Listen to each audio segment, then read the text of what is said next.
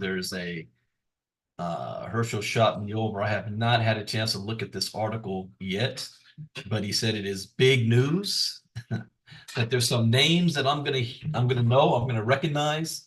So anytime a big news of a company going down, I want to make sure we're going to go into this in detail. So good morning, good morning, good morning. Today's schedule, we had Diamond class last night, where we went over buying the dip strategy. Tonight's Diamond class, we're actually going to look at trading the chart on a decentralized exchange and a centralized exchange, recognizing some of the buttons. So we're going to actually do that. So there's not going to be any slides tonight. We're going to be doing it live. And I strongly encourage you to watch the videos, even if you've already done it again before, watch them over again of the live trading that I'm doing in the how to trade Bitcoin and cryptocurrency. For those of you that's involved in Get Fit Mining, this will give you a more clear understanding of the charts that we look at and your strategy on what you want to do depending on what the value of MQT is at the time, what other people are doing, and what the smart contract is doing. Everything is timing if you do it the right way. But you got to know what you're looking at. So we're going to cover that also tonight. Today, I'll be doing the MoveQuest presentation at the top of the hour. And then I did not see yesterday, I have to watch the recording, but Lynette's doing a special series all week at 4 p.m. Eastern today. Also, well, before I get to that, Herschel's training will be the rest of this week at 2 p.m. Eastern like normal, but there will not be a 9 p.m. presentation with Ken Francis. Instead, Lynette will be doing something special at 4 p.m. for the rest of this week, just so you guys know that. Then we got 5-day challenges next week. So 5-day challenge week will be only 1 hour long, starting at 8 p.m. Eastern, 5 p.m. Pacific, all next week. So it's giving you guys that rundown and heads up. Let's go ahead and share screen and see what's going on in the. There's a Herschel shot and refresh. All right, the crypto market cap is at 2.4 trillion, up 1% in the last 24 hours. Bitcoin dominance at 55.2%. Ethereum is at 12.9. Today is Wednesday, right? Yeah. So I didn't do crypto talk yesterday. I did it Monday. Ethereum is below 13%, but Bitcoin is above 55%. That's interesting. Normally, if Bitcoin is this high, Ethereum sometimes over 14%. So we got Bitcoin. Oh, wow. How is this only up 1% yet?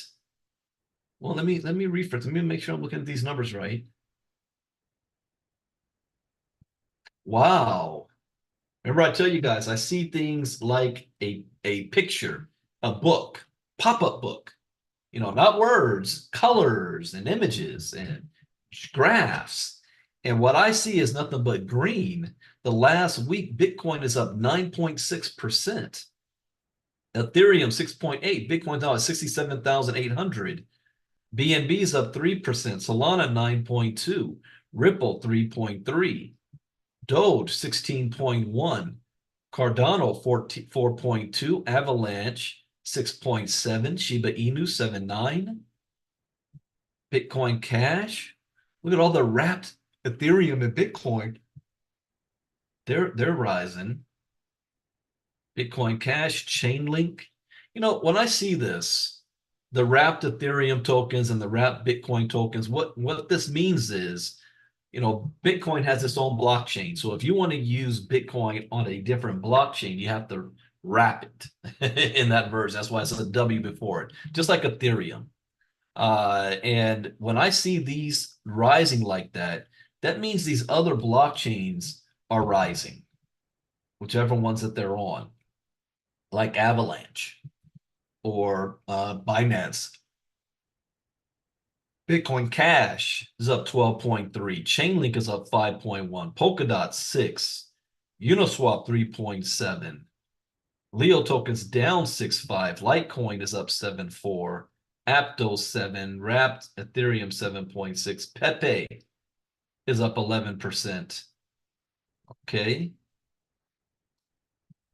Best performers over the past week. Ethena is up 41.7%. White Bitcoin is up 41%. WorldCoin 26.5%.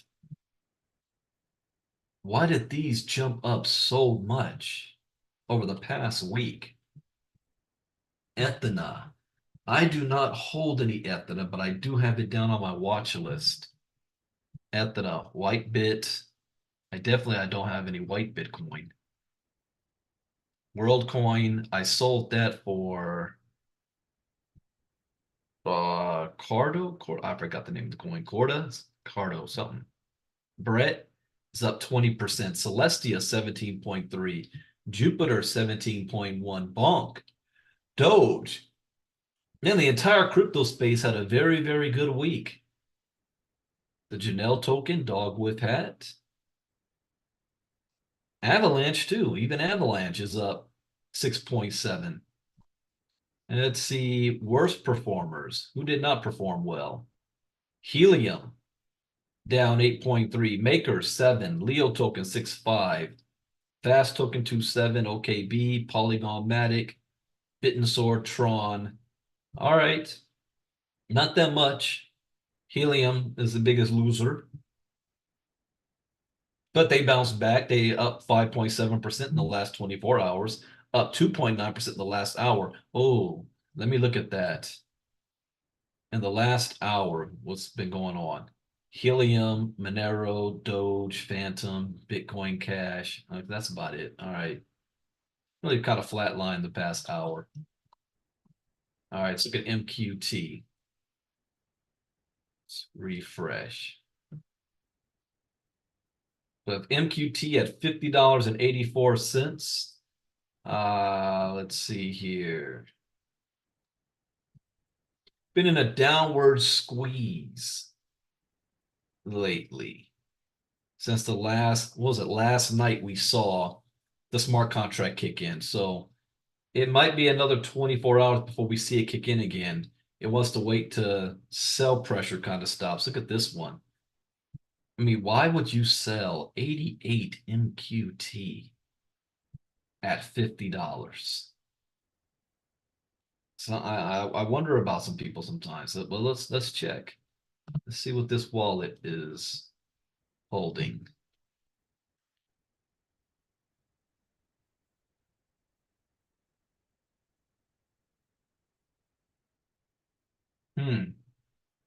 They've got 76 MQT left in this wallet. Transferred, execute, transfer, swap. Transfer, swap. Interesting. Okay. So yeah, this is still too much sell pressure. So I do not see this price going up until the buy is kind of more closer in the middle. So all the smart contract is going to do is kind of maintain the steady, whatever we're doing. So it won't allow it to crash, but it's not going to help us out by boosting the coin up. That's in our hands.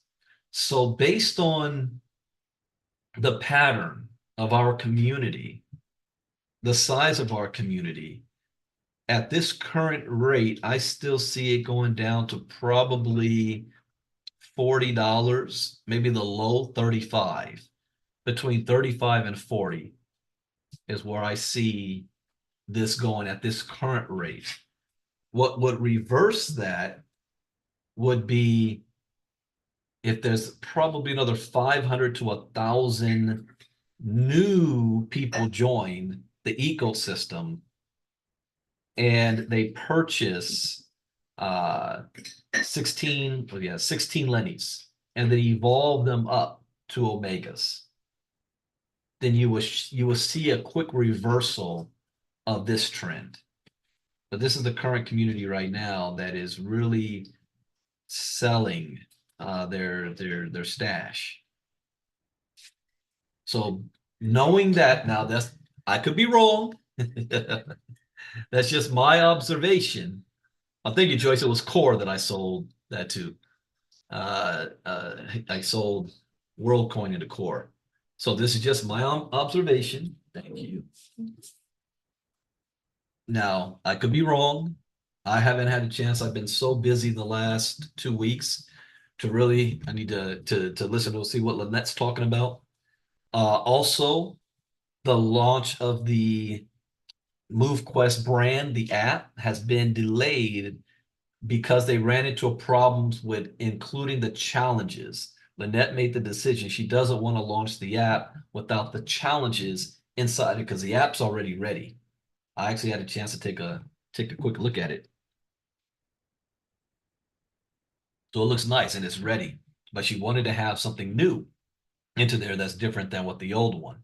So that is pushed it back into November or mid-November, somewhere around that launch. So that launch will create some momentum and eyeballs, exciting, and the whole marketing to the global and everything. So we still got another, today's the 16th, I would say 30 days. So at this current trend over the next 30 days, the way this is moving, yeah, I could see it go down to about $40. All right. Anything else here? 2,200, 1,200. When, yeah, the last time the smart contract kicked off, that was what, around 3 o'clock yesterday, 4 o'clock yesterday afternoon. Okay, some news. Big here. All right, this is what I've been waiting to see. I have not read this article yet. CFTC charges traders domain. Okay, be honest, guys. How many of you were involved in traders domain? I was not a part of traders domain, but I have been pitched on this a lot. And you know who was pitching me the most on this? Same people involved in Novatech. Those same people. When I say people, I mean 7 and 8 figure earners. 7 and 8 figure earners. Some of them my mentors or former mentors have been pitching me on this for a while. And they always hit me with so and so's involved, so and so's making a million and 2 million. And when it hit me like that, and they forget, I'm not the same Brandon when I was in my 20s. You know, you can't play big bank, take little bank with me. That doesn't impress me. So I said no to this because I knew it was going to fail or get shut down one way or another. CFTC charges traders domain. Kevin's the only one brave enough to say he was a part of it. Kevin, did you follow the rules? Did you at least make your money back? Not necessarily just a profit, but at least your money back. Because even if you get caught up in deals like this, if you follow the 4 rules I have, then you still will at least make your money back and maybe a little bit of profit, even if something bad happens. No, Kevin, you didn't make your money back. I won't ask you how much you put in, but I'm asking how much did you put in? Okay. $283 million Ponzi. The Commodity Futures Trading Commission has charged several individuals. Oh, let me make sure I am streaming on YouTube as well, and people might be wanting to comment over there.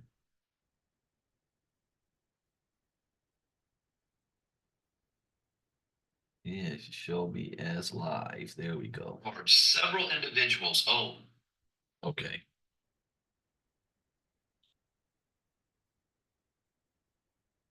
So Traders Domain saved you in Novatech, Clairvoyant, and now they're getting hit. Traders Domain. You know what saved a lot of people? MoveQuest. That has saved a lot of people. Oh, that's what. Oh, I see you, Mr. Albert. My four rules saved you in Novatech. Yeah, there you go. Okay, according to the complaint, the defendants individually and at times working in conjunction made material fraudulent representations to their customers and misappropriated customer funds. So, in other words, first, the presentation that they were giving was false and they knew it, according to what they're saying.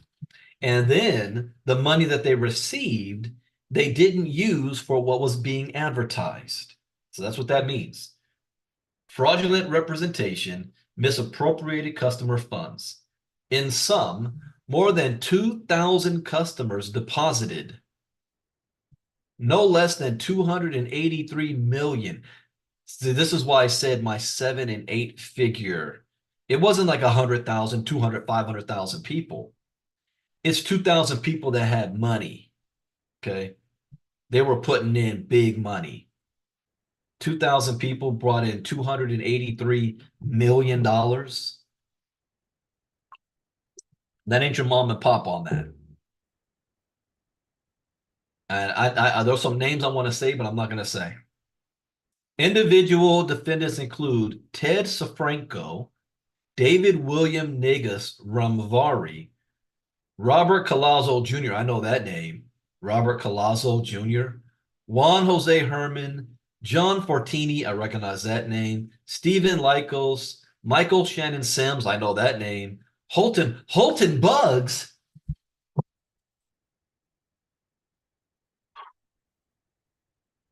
I forgot he was one of the main ones traders domain. Now it's coming back to me. Yeah, I remember the one guy was like, man, Holton's in. And that was one of the things I said, wait, if Holton's in it, well, that doesn't mean I should be in it. Holton's the one who said, hey, what Diamond class, what did we cover last night? Buying the dip, right? And what did we say? What's the rule? You buy low, you sell high. When Holton kind of confiscated or absconded with my crypto education, slapped a name on it, tried to claim it as their own, and then did a live and had thousands of people on it and said not once, not twice, but three times, I'm learning this whole crypto thing. You buy high and you sell low. Who remembers that?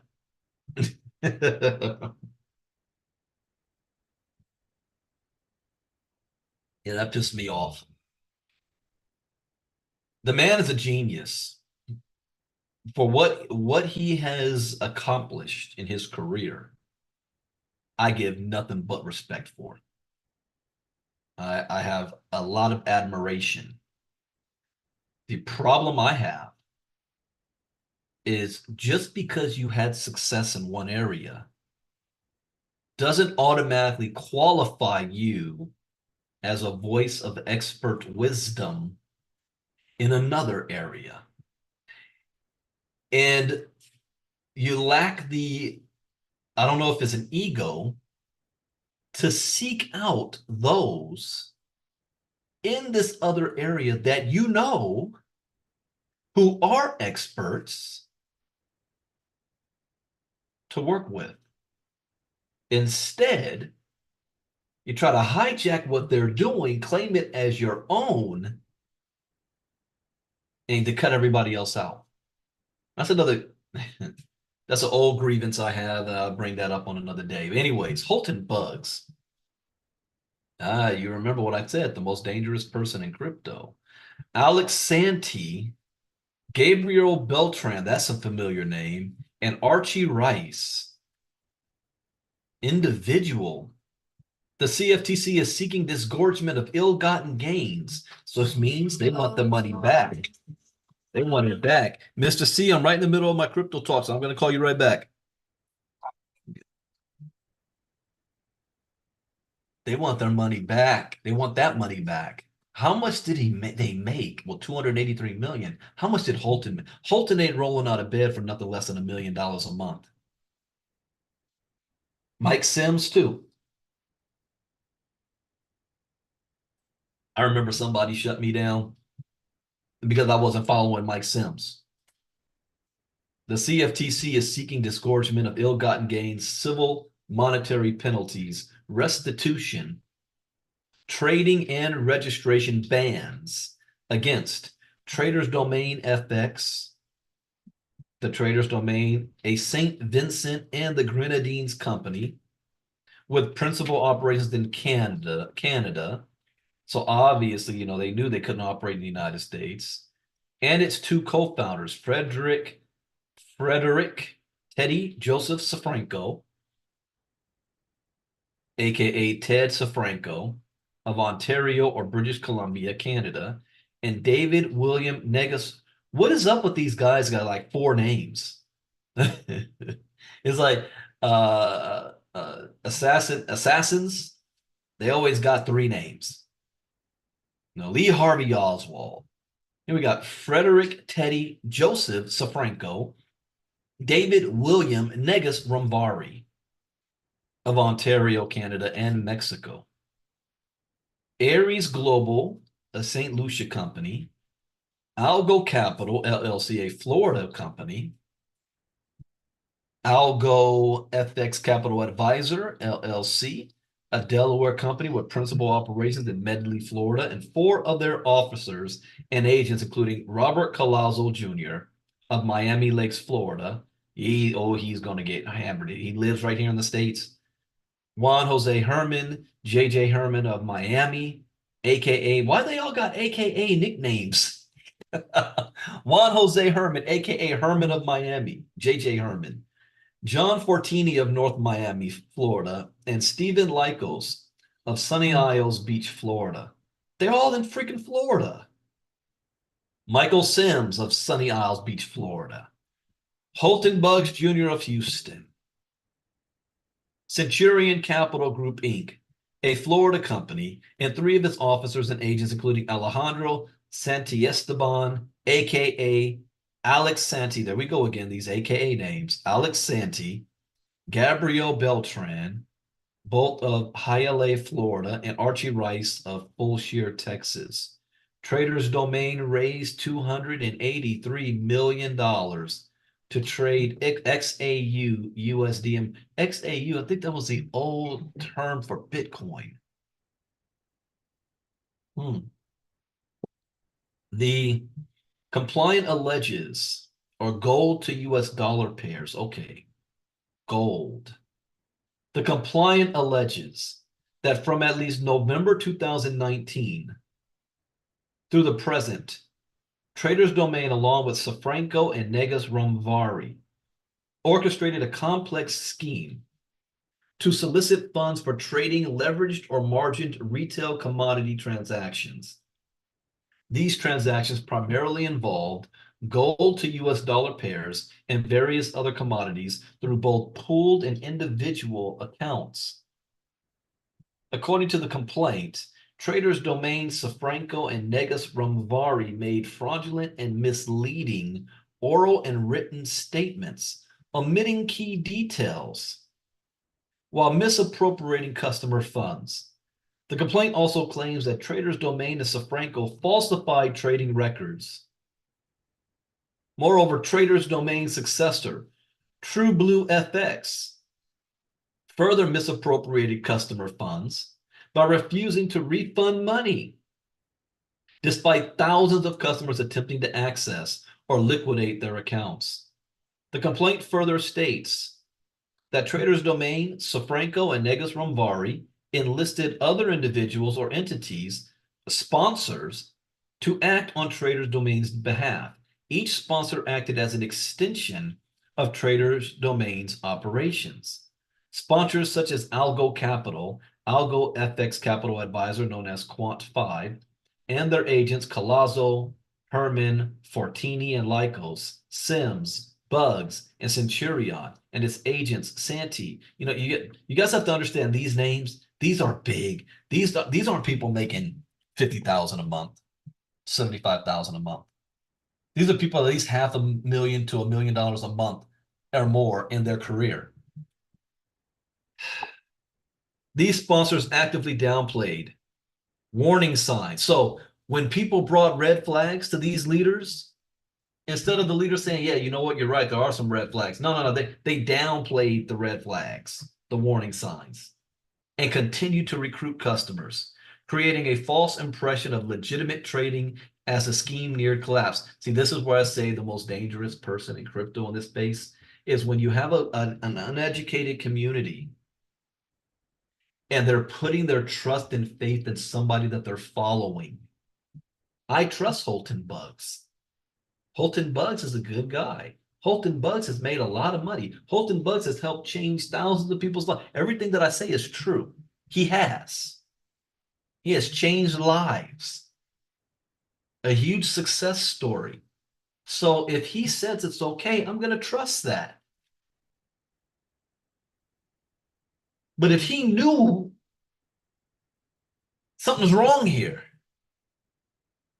and he used his influence to continue to create this false impression anyway,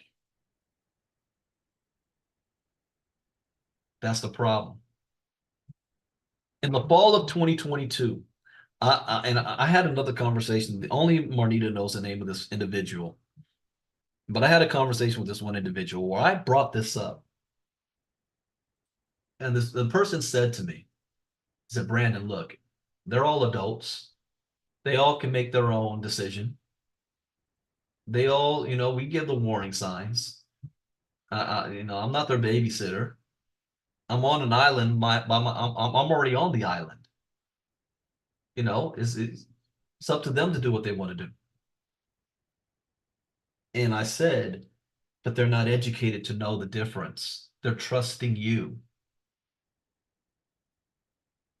And he basically was like, hey, it's like every man for himself at that point. Uh, the veil was lifted. Oh, so this is how y'all operate. Okay. Meanwhile, the sponsors continued soliciting funds from new customers.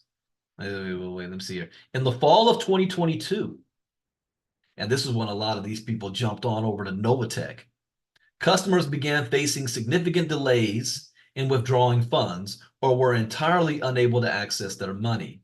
According to the complaint, traders' domains, Safranco, Negus, and the sponsor defendants offered conflicting explanations for the delays, falsely reassuring customers that their funds were secure and that withdrawals would soon be processed. Meanwhile, the sponsors continued soliciting funds from new and existing customers for trading in the trader's domain pool, enabling the defendants to sustain their fraudulent scheme for over 6 months, defrauding customers out of millions of dollars. The CFTC acknowledges the assistance provided by the National Futures Association, Ontario Securities Commission, the Financial Services Authority of St. Vincent and the Grenadines, Finance Sinspix, what? The Estonian Financial Supervision and Resolution Authority of Estonia, and the Vanuatu Financial Services Commission. Okay, the real question I have here is, will there be jail time for anybody? See, if it's just about paying a fee, all these guys are multi-millionaires. All the names listed here, they don't have 1 or 2 million in the bank. They've got 50 million plus. I know for a fact Holton Bugs is 100 million plus in assets around. So all they do, pay the fine and keep it moving. Will there be jail time in any of this? Now I want to watch this closely and to see, like, they're going to give jail time to somebody like Bitcoin Rodney. Even in his right, he probably made 25 to 30 million. They're only trying to get him for 7 million. Now he could pay the fine, but they're putting him in jail. Oh, you had Safranco when you're downline? Okay. All right. Yeah, if you guys see any information regarding this, regarding Trader's Domain and even Novatech, any articles, that make sure you shoot it over to me. And Herschel shot me this one. All right, Congress is lacking crypto education. Really? And that will lead to bad news, says Coinbase CSO. What is my rule number one? Education is key. Education is everything. And now look at what the Coinbase CSO is saying. So Philip Martin told Cointelegraph that Coinbase has focused on educating lawmakers. Isn't that interesting? Educating lawmakers on crypto as they make much better decisions on regulation. Coinbase has been focused on educating the public and lawmakers to prevent misleading narratives about crypto's links to illicit finance from resulting in bad laws. Educated lawmakers make much better decisions. Coinbase Chief Security Officer Philip Martin told Cointelegraph at the Ripple Swell conference. Lack of education leads to bad laws and the stifling of innovation. Martin said Coinbase has also helped United States lawmakers learn about the consumer protection, safety, and security measures being implemented in crypto to combat illicit activities. We're always very, very happy to help educate because, in my opinion, that's really the silver bullet for a lot of this, really. It's not just your opinion. I've been saying it for years.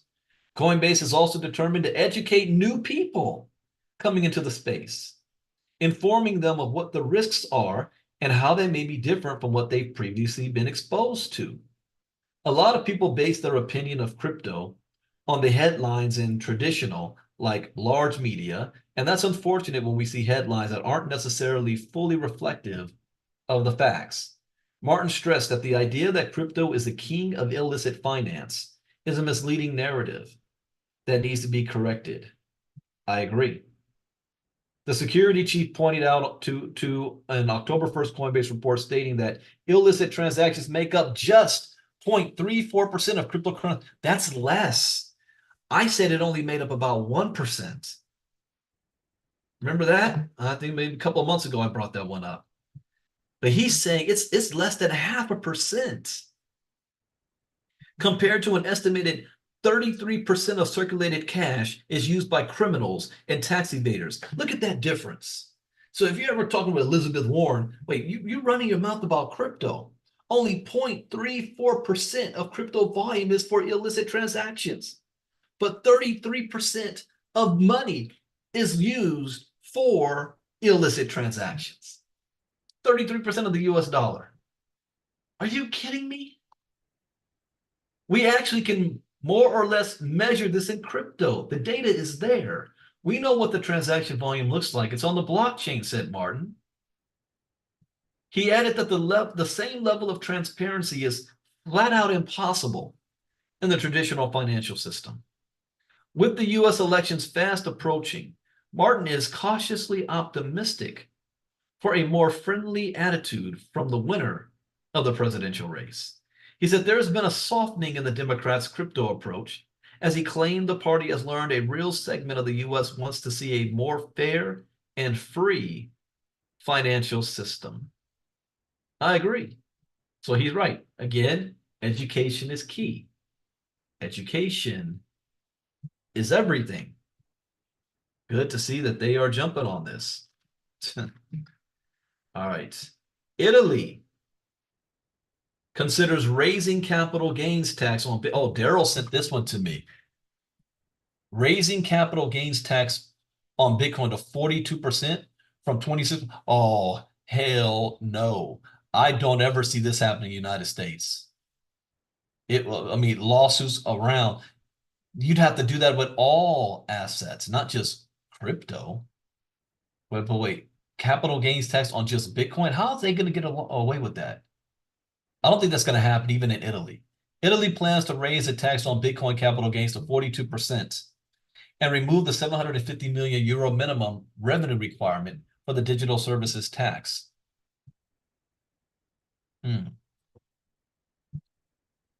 The Italian government is considering increasing the capital gains tax for investments in Bitcoin to 42%. So you want to take almost half their money? Speaking at a news conference at Palazzo Chigi, Leo commented on Italy's new budget bill, which the Council of Ministers approved. The minister said the withholding tax on Bitcoin capital gains should rise to 42% to the budget bill. Italy plans to remove the minimum revenue for digital services tax. Leo also said that the bill would remove the minimum revenue required for Italy's web tax, or the digital services tax, which was introduced as part of the country's budget in 2019. The DST now applies to companies that generated at least $817 million in the past calendar year, and at least 5.9 million in revenue from operating.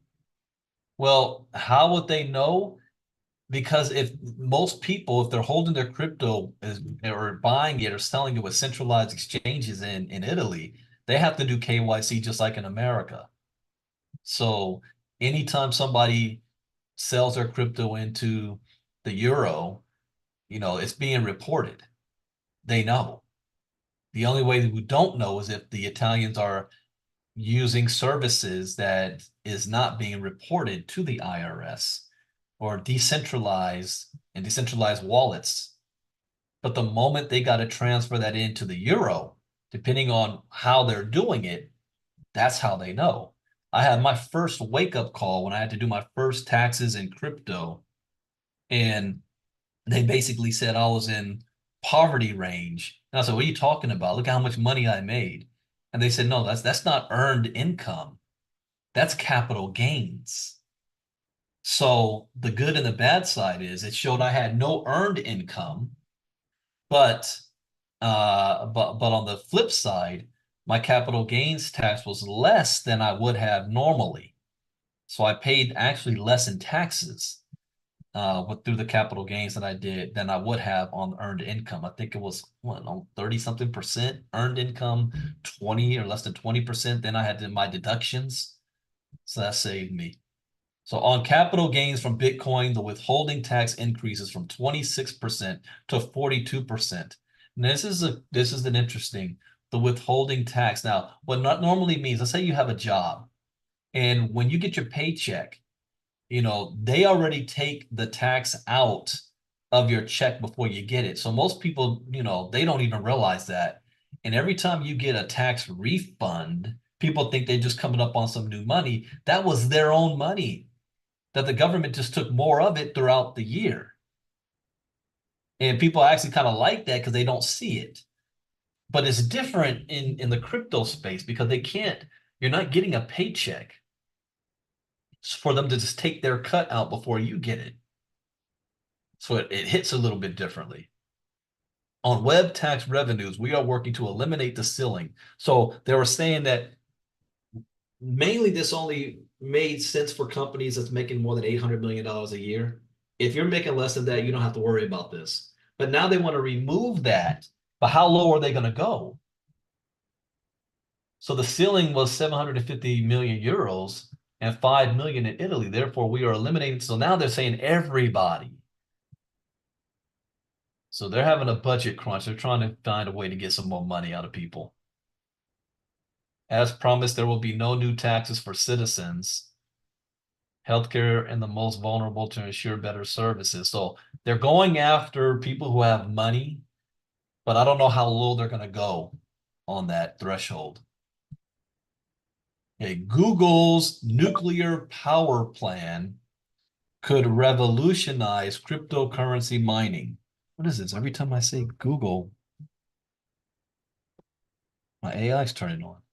So Google's nuclear power plan, the advent of small modular reactors should make on-site nuclear energy economically feasible at scale.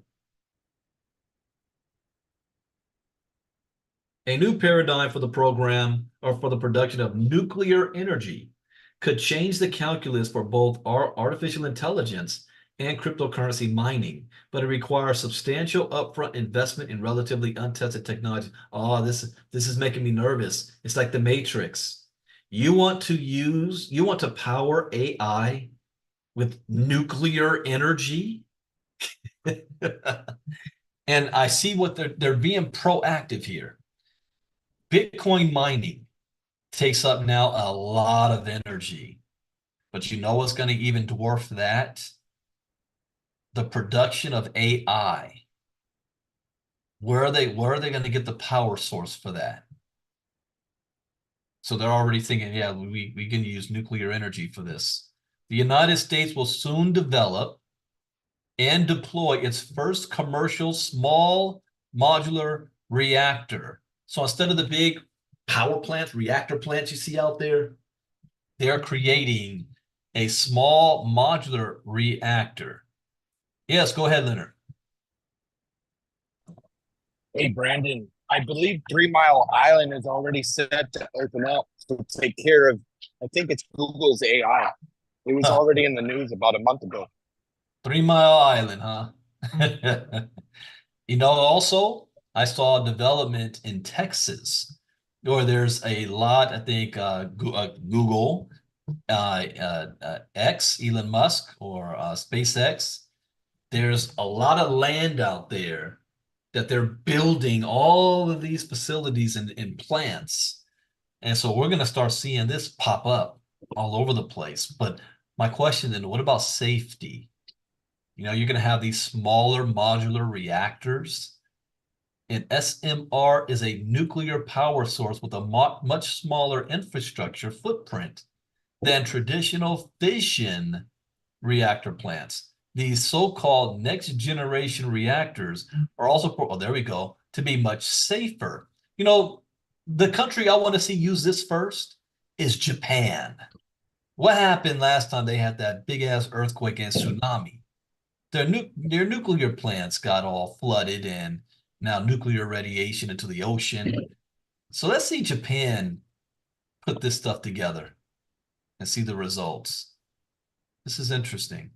Small modular reactors, while small reactors have been around since at least the 50s, the advent of SMRs could serve as a game changer for large organizations such as AI training, data centers, and cryptocurrency mining facilities. Okay, are these going to be privately owned and controlled, or will the government have authority over this?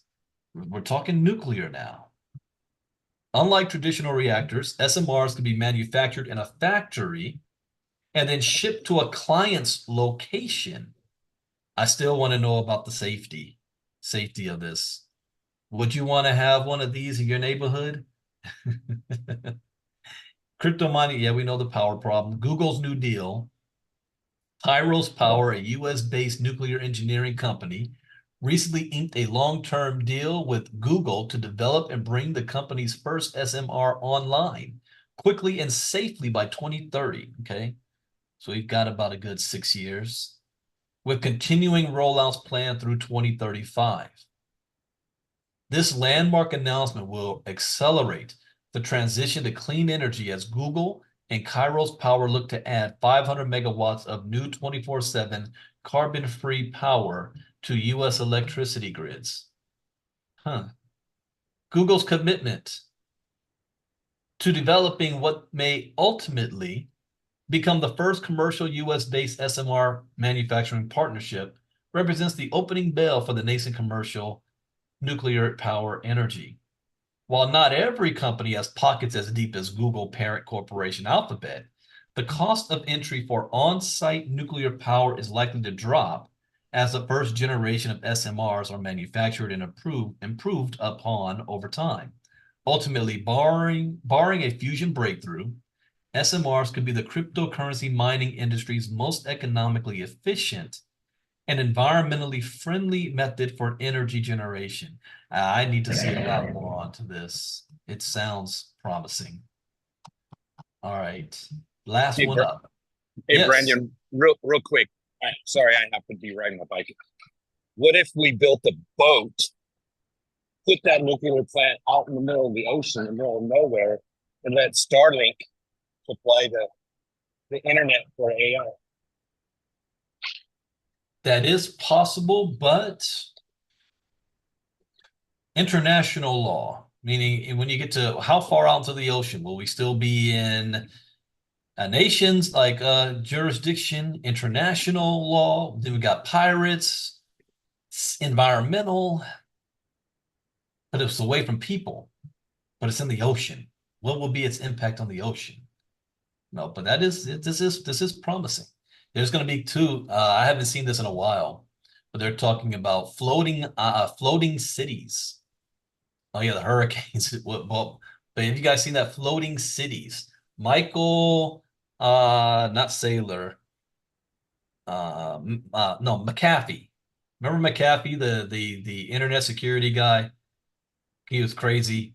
He was living out in the ocean trying to avoid extradition. But back then they were talking about these independent city states floating out in the ocean, and something like this could power it. Very interesting. All right. Warren and Deaton spar over crypto in first debate for U.S. Senate seat. John Deaton, a Republican candidate for a Massachusetts U.S. Senate seat, slammed incumbent Senator Elizabeth Warren in their first debate for building an anti-crypto army. Ah, I actually would want to have seen that. I didn't know they actually debated. Senator Elizabeth Warren and crypto lawyer John Deaton exchanged blows over crypto policy in their first debate of the race for a seat as a United States Senator from Massachusetts. Deaton, a Republican candidate, called out Democrat rival and incumbent Warren during the October 15th debate. This was what I wanted to see in the presidential debate. I wanted to see if crypto came up. For focusing on building an anti-crypto army instead of prioritizing other issues impacting the lower and middle class in the state. I agree with them. I agree with that. With illegal immigration bankrupting the state, and I don't know about all that, with inflation pricing regular people out of the economy, I agree with that. Why did this senator wake up one day and say, with all that, I will build an anti-crypto army? I know why. It's because of FTX. And she went on a knee-jerk reaction, and she's been sticking to it and doubling down. Warren claimed she's fine with people who want to buy and sell crypto, but want to ensure the industry follows the same rules as banks and stockbrokers, namely consumer protection and counterterrorism laws. The senator also claimed that crypto is often used by terrorists, drug traffickers, and rogue nations to finance their illicit activities. What did we just find in the last article? 0.3% of crypto is used for illicit activity. That's what she wants to focus on. 0.3%. When 33% of the US dollar is being used. Do you realize how big a number that is? 33% of all US dollar transactions is for illicit activity? That's insane. Warren and Deaton agreed that traditional banking has failed many Americans. I agree with that. Still, Deaton said banking access hasn't been a priority for Warren, pointing to a December Senate Banking Committee hearing where Warren spoke to JP Morgan CEO Jamie Dimon and focused her questioning on crypto crime rather than banking failures.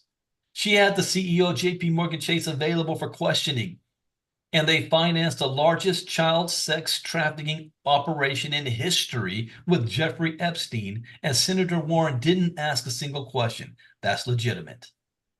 That's legitimate. Warren hit back, saying that 90% of the funds supporting Deaton's campaign to unseat her came from the crypto industry, and they'd expect a return on investment.